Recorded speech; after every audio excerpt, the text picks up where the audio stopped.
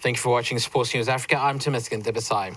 The fallout from South Africa's agonizing defeat by New Zealand at the Cricket World Cup semi-finals has begun, with captain AB de Villiers saying that he had no regrets at the effort his side put in, but their execution at the critical moments.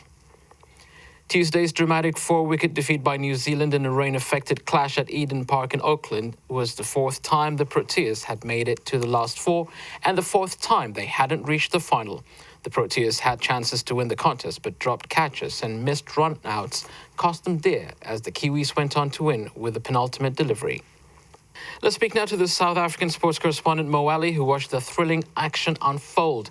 Mo, with the dust having settled on South Africa's agonizing defeat on Tuesday, how has this loss been perceived among cricket fans and the media?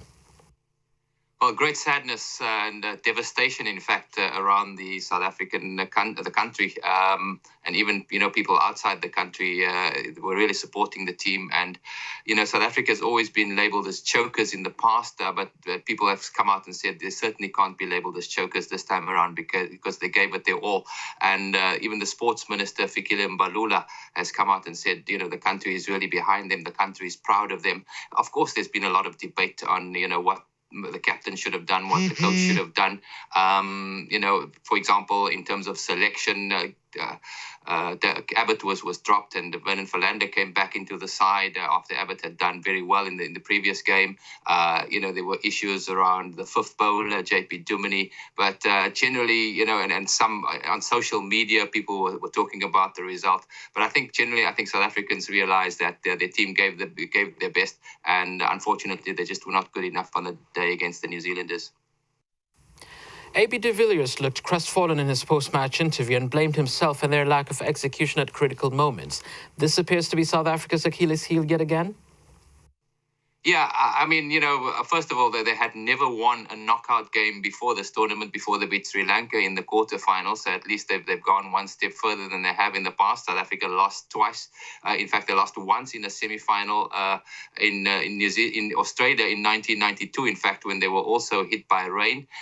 They tied a game against Australia in 1999, when unfortunately that time meant that Australia went through to the final.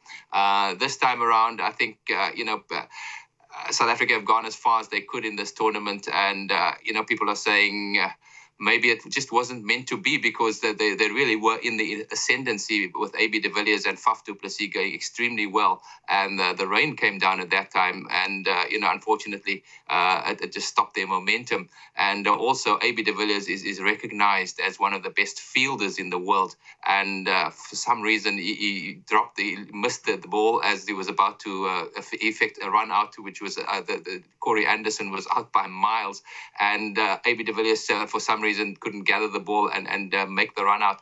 And small little things like those and one or two drop catches towards the end, I think, conspired against South Africa. But I think the general feeling here is, as well, the team has done as well as they could. New Zealand, you've got to take your hat off to them. They've reached the semi-final on 6 previous occasions, never won any of those, and they've been unbeaten in this tournament thus far, whereas South Africa lost twice in the group stages to Pakistan and to India. So on the balance of those, what's happened in the tournament thus far, I think it's fair to say that New Zealand do deserve to go through to the final. Mo Allie, thank you for speaking to Sports News Africa.